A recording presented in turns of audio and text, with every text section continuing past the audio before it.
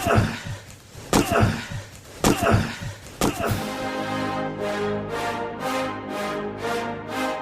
rolls out to the right, pitches off to Taylor, and Taylor's to the 20, down to the 15, down to 10, 5, 4, 3, 2, 1. Touchdown, Billy Taylor! Touchdown, Billy Taylor! Billy Taylor scored a touchdown from 21 yards out. The crowd goes berserk. It was November 22nd, 1969. That they came to Barry, Michigan, all dressed in maize and blue. The words were said, the prayers were read, and everybody cried. But when they closed the coffin, there was someone else inside. Oh, they came to Barry, Michigan, but Michigan wasn't dead. And when the game was over, it was someone else instead. 11 Michigan Wolverines put on the gloves of gray, and as the organ played the victors, they laid Woody Hayes away. Under center is Wangler at the 45. He goes back. He's looking for a receiver. He throws downfield to Carter.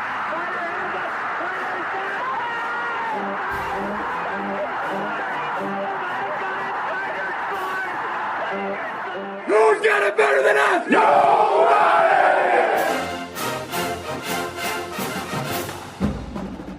Welcome to the Michigan Man Podcast on Wolverine Sports Radio, a member of the V Sporto Network, and in partnership with SB Nation's Maize and Brew, for Wolverine fans from coast to coast.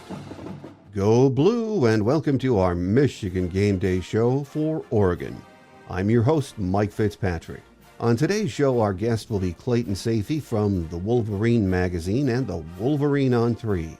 We'll also hear some of Dan Lanning's comments from his weekly presser.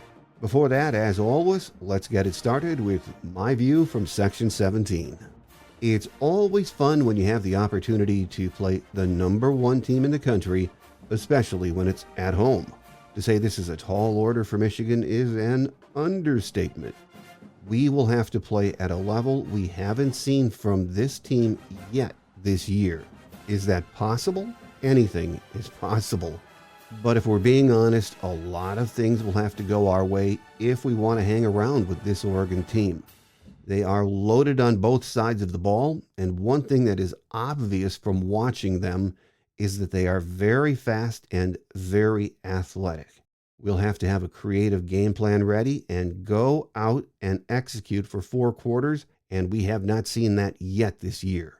No surprise that the game plan has to be getting up early in this game and playing from ahead. Even then, it won't be easy because Oregon is a fast strike offense. We should know by early in the second quarter what our chances are in this one.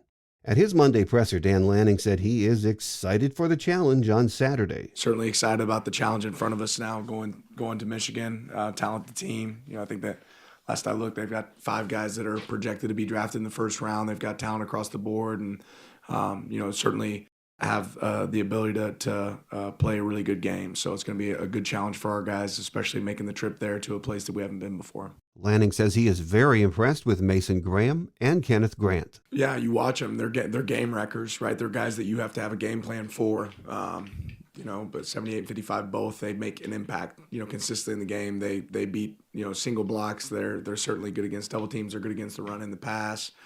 So they're guys that you have to spend time and effort for. And, anytime you have guys like that up front, it makes it easier to cover in the back end. Holston Loveland also earned high praise from Lanning. Yeah, he's versatile. They use him in a lot of different ways. He's the guy that you have to know where he's on the field at all times. They move him all over the place. He can split out a wideout and be one of the best wideouts in the field, and then line up in the backfield or line up at tight end and be the best at that position. So he's a really talented player that they're going to find ways to use, right? He's an important piece of their offense. Lanning said they will be prepared to face both Michigan quarterbacks. Yeah, and then obviously Orji played again, in the last game as well. So it's different based on who's in the game. They're both capable and they can win in different ways, right? But I think he played well in the last game, and I think getting in a rhythm and finding some consistency is probably important for them. But they both can beat you in different ways. They can throw the ball. Obviously, they do a great job of establishing the run game, and that's something that Ten will bring in a little bit more as he comes in, but he's also proven to have the ability to pass. So you have to prepare for a little bit more when you have to go against a team like this. And we've had some longer weeks at times when we play Friday games. This is not one of those situations. So it's a matter of you making sure that you can be sound and simple for your guys, but also create some complicated looks for the opponent. My guest today says we can only hope last week's win has helped the team turn a corner. He said it will take a monumental effort to hang with Oregon. Up next is Clayton Sayfie from the Wolverine ON3. So stay with us.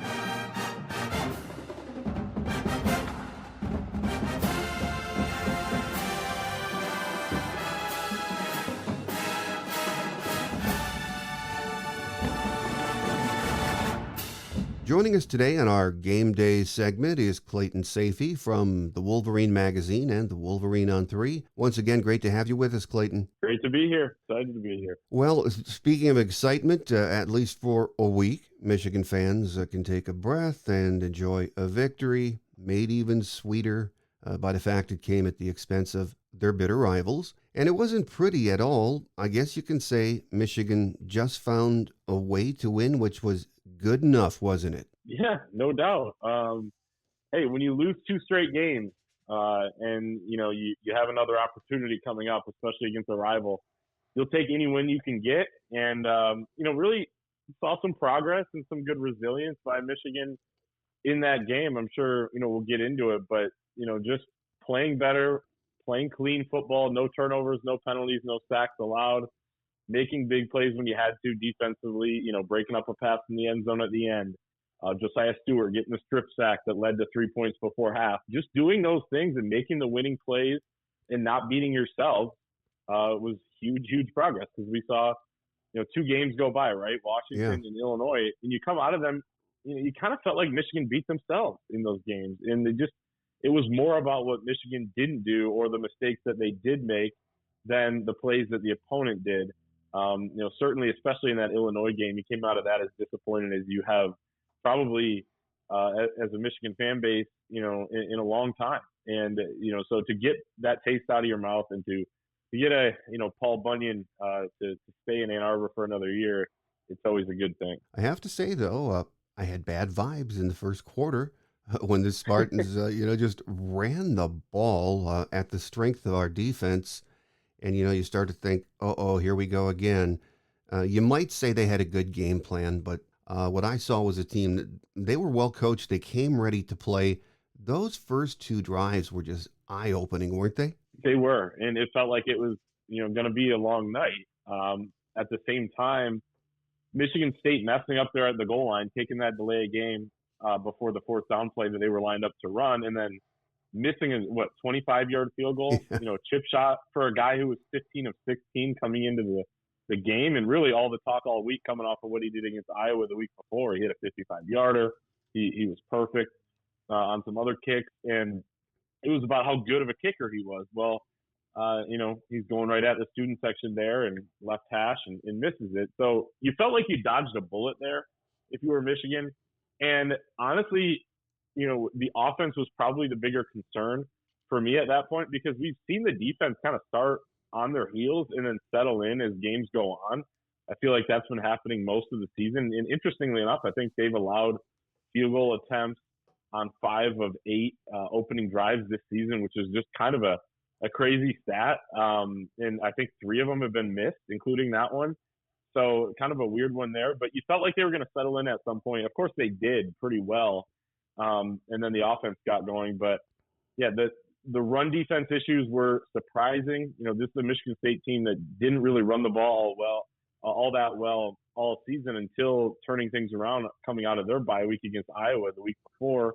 And then they continued that success against Michigan, which is an even stronger front with, Kenneth Grant, Mason Graham, and all those guys in there. So they got to get that shored up, because they got an even better running back here coming to Ann Arbor on Saturday with Jordan James and a better offensive line as well. So they got to be ready to go. And and make sure that they get that fixed. Well, as you said, the defense seemed to draw a line in the sand after that first quarter and played really pretty darn well the rest of the way. The offense, on the other hand, took some time, which they have all year. But I thought Coach Campbell was pretty creative with the play calling. How about you? Yeah, I mean, I thought it really got started there in that 2-minute drive before half, where maybe they needed a little bit of tempo to kind of get them into a groove a little bit. Donovan Edwards popped a couple runs that were successful, not long ones, but a couple first down runs. You had some in rhythm throws as well. And then coming out of the half, I mean, the first drive there was everything that you wanted, right, out of this 2-quarterback system. You want Kirk Campbell to be a creative play caller. Well, okay, we see a 29-yard run by Alex Orji. We see a flea flicker. We see Samaj Morgan motion into the backfield as the empty set there at quarterback, and the Wildcat, fakes the handoff to Alex Orji, runs for several yards, down near the goal line, and then I believe that was when Alex Orji finished it off a couple plays later at the goal line there. So it was kind of what you wanted to see out of Davis Warren, Alex Orji, Kirk Campbell's creativity, and really throughout the second half. Then you have the Donovan Edwards pass. He's now 4 for 4 in his career at Michigan, throwing the ball with 2 touchdowns, over 100 yards. I mean, just incredible. And, to see that. So, and really, here's the thing that I was most impressed with, Mike, is that Michigan didn't run the ball very well traditionally with the running backs, the normal run game in this ball game. But they were able to get Alex Orji going once they, because Michigan State had to account for him in the run game. And then the second thing I thought they were able to do was on a few key plays, they used Michigan State's aggressiveness against them. The play action pass, the first touchdown to Colston Loveland, he was wide open. Safety comes way down. They don't even account for him there. Or it might have been the corner there who was playing on the outside. And then the Donovan Edwards trick play, the flea flicker as well. So there were some examples that, you're going to take away the run game, but we're going to have a couple counters that end up in points, and we're going to, be able to use what you're doing against you. And in that respect, I thought Michigan did a really good job. Yeah, and I know it's only one game, small snapshot, but did the performance from Davis Warren and Alex Orji make you feel any better about what this offense might be able to do now the rest of the way? Yeah, I mean, it's hard not to, I think, and it's all relative, right? Because I didn't feel all that great, really, at all, about the offense coming into the Michigan State game, just because of how rough of a performance it was against Illinois. And then you come out of it, because at least you came into the Illinois game thinking, okay, Jack Tuttle's the guy. He looked pretty good at times against Washington. He had the bye week. He's getting healthier. But then, that was all kind of thrown out the window. Of course, it comes out that I think, he might have got a concussion there in the Illinois game. His career is now over. I mean, it's amazing how quickly things can happen. And the next thing you know, it's back to Davis Warren and Alex Orji. But I do feel a little bit better about the offense. And I think an underrated key in this game was the pass protection. This is a guy in Davis Warren who doesn't have a lot of game experience. Of course, he started the 3 games earlier in the season. But a lot of his mistakes came when he was under pressure in those 3 games. And this offensive line protected him early and throughout the game and let him get into a rhythm, let him get comfortable. And that's going to be huge going forward. It's going to be a much tougher task against a better pass rushing unit with it, that Oregon possesses. You look at down the road, Ohio State, obviously, also a good defense, a great defense. So it's going to have to be better, but I thought that was step one. And, I think the run game will be able to get going more than it did, with Kalel Mullings and Donovan Edwards. I'm not overly worried about that. So can they piece, some things together? Can they put 24 points up in some of these games? I think it's certainly possible. They showed they could do it in that one. And a lot of it, too, comes down to not turning it over so you can play complementary football. Yeah, that is the recipe. Let's see if we can keep it going moving forward. It seems as though we can't get through one of these rivalry games without some kind of an incident, either in the stands or on the field. And we saw what happened when the game ended. And yesterday, the Big Ten responded that they considered the matter closed. I don't know what both teams or schools can do about the current situation, but the rivalry has just, in so many ways, become toxic, hasn't it? It seems like, a lot of incidents lately, right? And, the really unfortunate one in the tunnel a couple of years ago. This one, I try not to overreact to it. Yeah. Is like a lot of people, seem to at least react to it quite a bit. Okay, it was, some shoving after the kneel down, somewhat understandable kind of a rivalry. It happened to be closer to Michigan sidelines, and of course they were going to come out in the field and celebrate. So, a lot more Michigan players around there. Not a ton of good angles as to what exactly happened in the middle there. And like you said, the Big Ten just said they didn't have enough there to really punish anybody on either side. And that would also lead me to believe that nobody was seriously hurt, right? Michigan State has come out and complained about this, but they haven't come forward and said, hey, we had a staff member hurt or a player hurt or someone's head got stomped on or whatever it was, right? So that's good news too, because you want everyone to come out of these games healthy and able to move forward. So, and obviously that's just, being a human being, right? We all want that. So that's positive. And I think, now we can kind of move forward off of that. But certainly, it seems like quite a bit of things, the last few years with Michigan and Michigan State. I try not to, connect different situations, especially, when they were so different, right? The tunnel was a lot different than kind of some shoving after the game there. But at the same time, it's become quite the trend. Yeah, it has. And I was watching your coworker, Chris Ballas, on the Ballas and Skeen podcast. I think I was watching it on Monday, but Chris said maybe it's time to put this rivalry on hold for a few years, schedule around it, or think about that. I mean, that might help, but I doubt it. And there is no way the powers that be in TV and the Big Ten are going to let that happen, are they? No. And, a couple things. One, I agree with you. I don't think it's all that realistic. And I certainly respect Chris's opinion on that. And I might even be there with him. I just don't think it's all that realistic and worth, too much of consideration just because of the factors that you mentioned, right? And let's be honest. Okay, Michigan State cares more about this rivalry than Michigan does, in terms of what it means to them. This is their top rival. Michigan does have other rivals. They have Ohio State, and that's not a bad thing, right? Of course, Michigan State fans would take that as some sort of shot at them, but it's just reality. So, Yeah. But at the same time, I think Ward Manual and University of Michigan, they like to sell tickets and bring in the TV revenue that this game generates, and same thing for the Michigan State side. So both sides are, probably on board with that. Of course, Michigan's going to be a draw no matter what, but yeah, it makes sense to play. I think they're going to continue to play. I think, that people should be able to control themselves, right?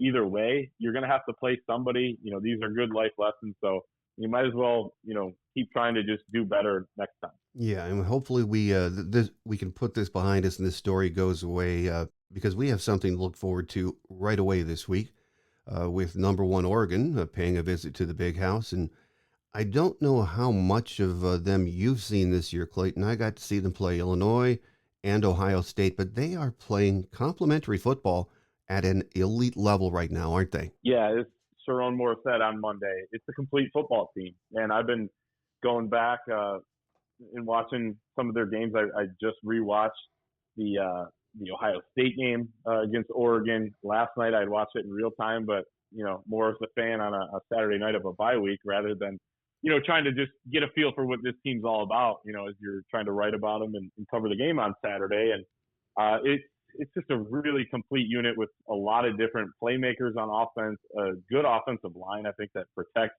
Dylan Gabriel really well, and a quarterback in Dylan Gabriel who has seen a lot of footballs kicked off, as Jim Harbaugh would say. I think he's played in 58 games. He's been involved in many more as a player before he took over a starting job. Been at UCF, been at Oklahoma, been at Oregon. He's won big games at every single stop along the way. He's thrown for over 17,000 yards. So this is a quarterback who is going to make some plays. He's going to manage the offense really well. He's going to hand the ball off a bunch of times, and then one time he's going to keep it and run for a big play. I mean, it just seems to be the formula there. And then defensively, a better defensive line than maybe even Oregon fans thought they were going to have coming into the season. They brought in some help in the transfer portal around the roster, but also in the defensive backfield. Those guys have made some plays. So it's a challenge everywhere you look for this Michigan team. They're going to have to play their best game. They're going to have to make sure the crowd stays in it early, often, and really late in the game if it's close, and see if they can pull one out at the end. But it's going to take a heck of an effort. But at the same time, it's a good challenge, good test for this team here as they go down the stretch. Well, yeah, it is a big challenge. And when I've watched them again, the Ohio State game, the Illinois game, I always watch it from the perspective as almost scouting them to see how we match up against them. And for the Michigan defense, I mean, Dylan Gabriel is he's the kind of quarterback that he drives you crazy. He's surgical in the passing game, and he has speed all over the field to use, and he has his own wheels. So how do you see the Michigan defense matching up with the Ducks offense? Yeah, it's gonna be tough, because I think that they're a balanced offense too. So if Michigan can slow down their run game, and again, Jordan James is not the biggest running back, but he is, as Sharon Moore said, he runs violent, and I think that is an accurate description of the way he does run. He's shifty, but he'll also use his power as well. So, but if Michigan can slow that down like they have been able to most of the season, of course, not as well the last couple of games against Illinois and Michigan State, then I think it starts there. But they have some dynamic weapons in the passing game. You look at their wide receiving core, very fast, big playability, Evan Stewart, Tez Johnson, excuse me. I think, Will Johnson would be an absolutely massive piece to have back in this game for the Michigan secondary. I don't know that we're going to see that. And that's why getting pressure on Dylan Gabriel is going to be big. I thought the pressure Michigan was able to get on Michigan State really helped the way they were able to defend. Yeah, they gave up rushing yards, but you didn't see many big plays through the air. And even, on some of those third down conversions, they were runs. I know they broke a couple of them, but they weren't sort of those back-breaking passes that we've seen against Michigan on third down all season long. So the pressure's got to be there to help those guys out on the back end, but they're going to have to make some plays as well, limit the big plays. And the offense has to play clean and honestly put some points up as well, because I think that's part of it, too. You got to make sure the defense doesn't stay on the field too long, and make sure that they're not playing from behind all game long, and then things get really tricky. Yeah, I thought watching the Illinois game on Saturday, one of the statistics that really piqued my interest was, when you watch Oregon, you think, hey, this is a quick strike team, big play team, but they can just eat up the clock and move up the field too. But the statistic that sort of surprised me is that Dylan Gabriel has only completed one pass that's gone for 40 or more yards until the game against Illinois last week. So this is really maybe not the quick strike team we're thinking it is, but they are methodical underneath. So yeah, having Will Johnson back would be huge. No doubt. And honestly, I thought it was going to be a key factor against some of the good receivers Michigan State has last week. Nick Marsh being their freshman, and they kind of held him in check. I have to give Jair Hill credit. They tried to test him a few times. He made some nice tackles and didn't let him get free. Of course, Michigan had some tackling issues against Michigan State overall, but they weren't necessarily as much on Marsh. I know he had the one touchdown, but if Jair Hill can play like that, that'd be a start. The rest of the team has to tackle better too, because it seems like some of the big plays on Michigan this year haven't necessarily been deep balls over their heads. Of course, there have been a couple, but a lot of them have been due to missed tackles. So if Michigan can tackle a little bit better, make sure that these speedy and quick field position players that Oregon seems to always have, and certainly does this year, maybe it's going to be 8-yard gain, but you don't want that 8 to turn into 24 or something like that. So keeping the ball in front, I think, is going to be big. And in tackling, when you're in position to make a play, you got to make it. Watching Oregon, the one thing that to me is a huge difference this year is in the past 10 years, 20 years, when you watch them play, it's a shootout. That's what they get into. They score and they give up points. Not this year. That defense has that big front. As you said, maybe even Oregon didn't expect to be that good in the front seven, and they have a very good secondary too.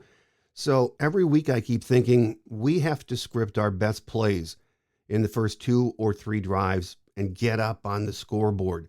And we haven't done that much this year, but I think we'll know by the second quarter if we're in the game or having to dig out from a hole. Because, Joel Klatt said this the other day, Michigan is a team that plays in the margins, just like we have the last 3 years. Can't have penalties or turnovers.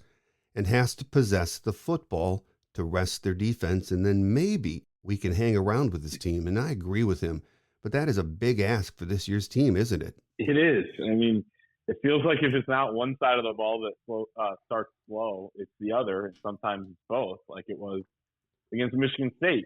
So starting fast is going to be big, because then you don't have to put it all on your quarterback. Davis Warren played a good game last week, but he hasn't shown that he can go out and win an entire game by himself. You have to stick to your script, make sure you can stay balanced on offense, and like you said, not let the defense get so tired out there. It seems like that happens all too often when they start a game off. And the Texas game, even the Michigan State game last week, it's like the defense is gassed by the second or third possession, because the plays are, the total plays are so lopsided. Like, I think it was 22-3 at one point last week against Michigan State. You can't have it, because that's not a lot for an entire game. They'll be able to recover from being winded. They just need a breather there for a second.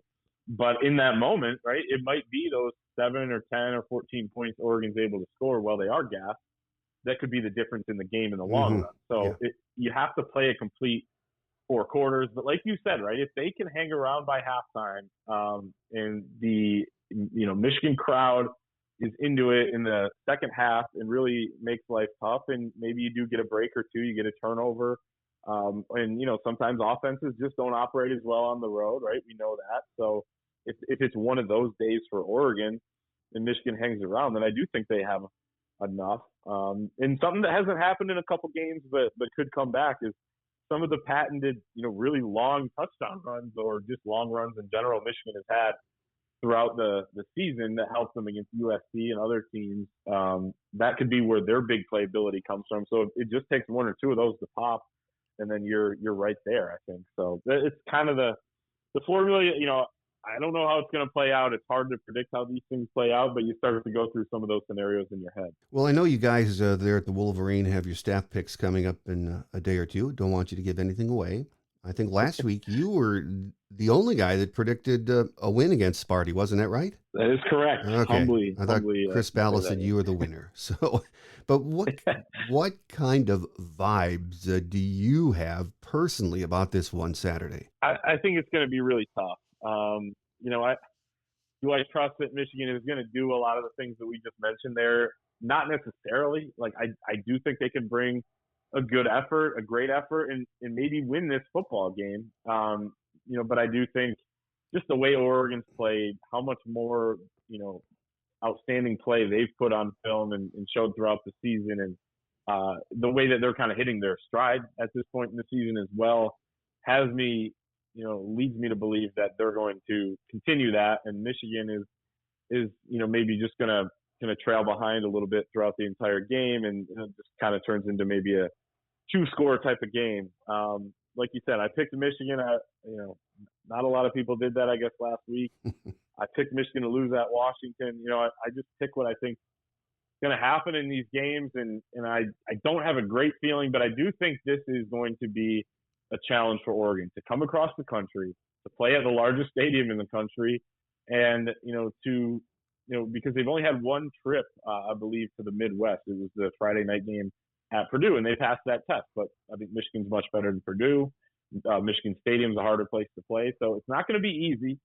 Oregon's going to have to play well. I just have a lot of evidence so far this year that they're going to do that most likely, which leads me to believe the Ducks win this one. But if Michigan can pull it off, this would be a special win going into the last few games, and then you start to look at the rest and say, hey, we can do it, right? We can beat anybody at this point. And I think that's what the Michigan players, have to prove to themselves. Huge challenge, but that's why they play the game. So you never know. College football is a very emotional game.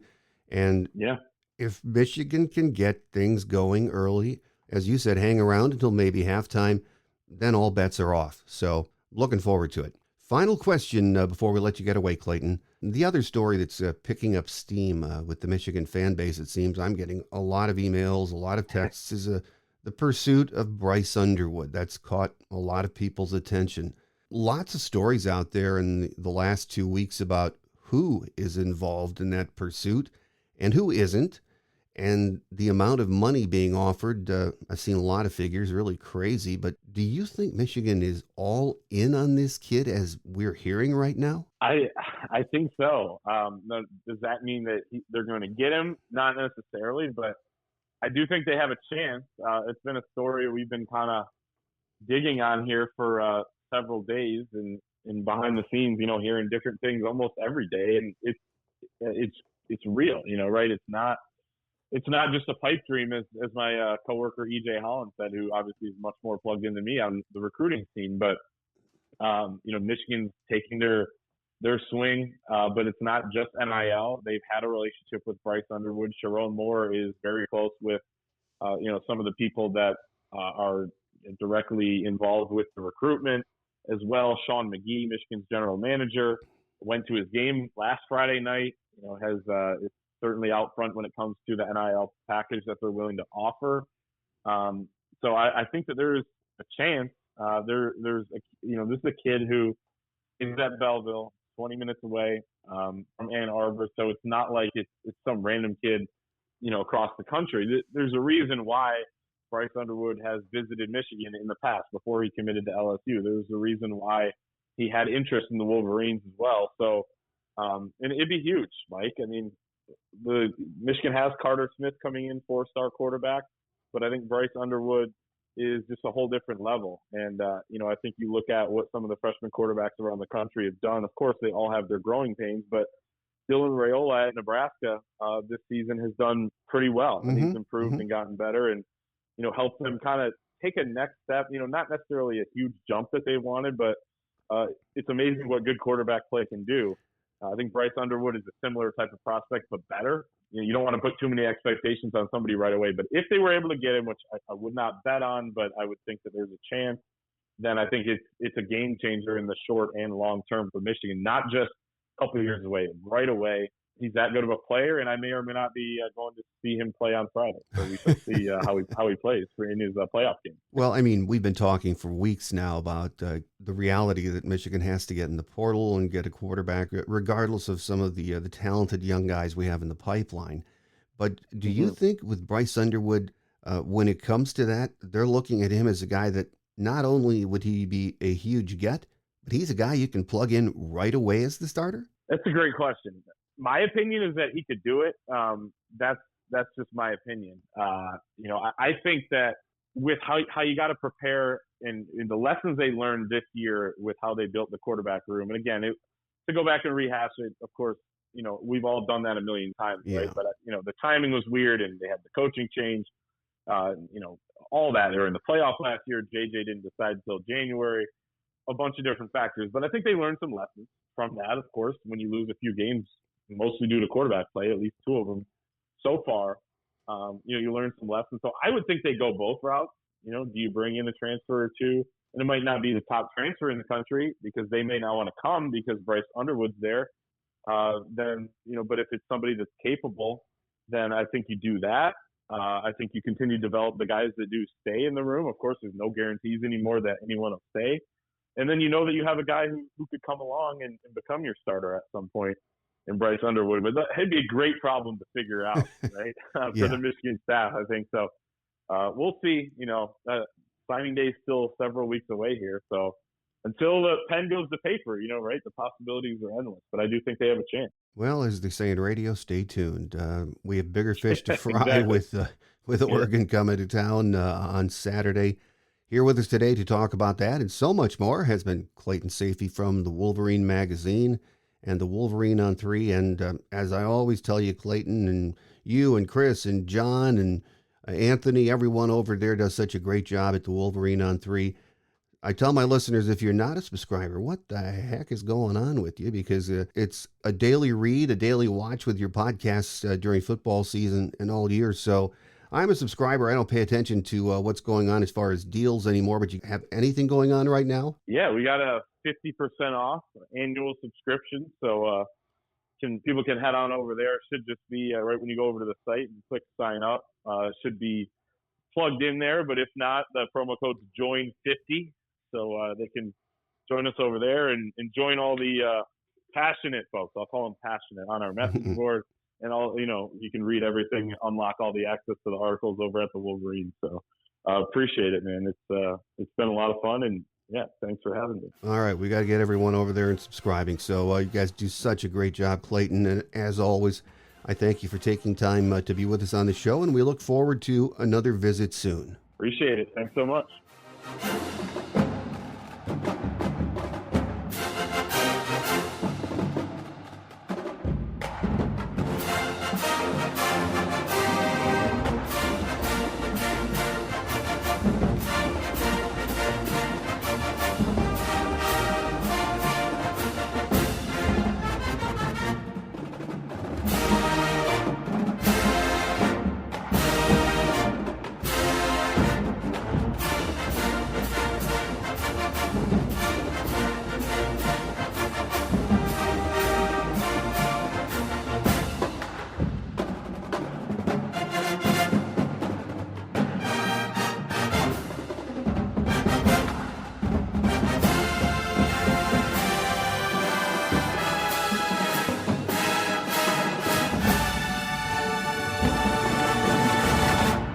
On Quick Hits today, nothing has changed with Will Johnson's injury. He will be a game-time decision. Gentry will be out for some time, but other than that, we're in pretty darn good shape for Saturday. Here are a few game day notes of interest.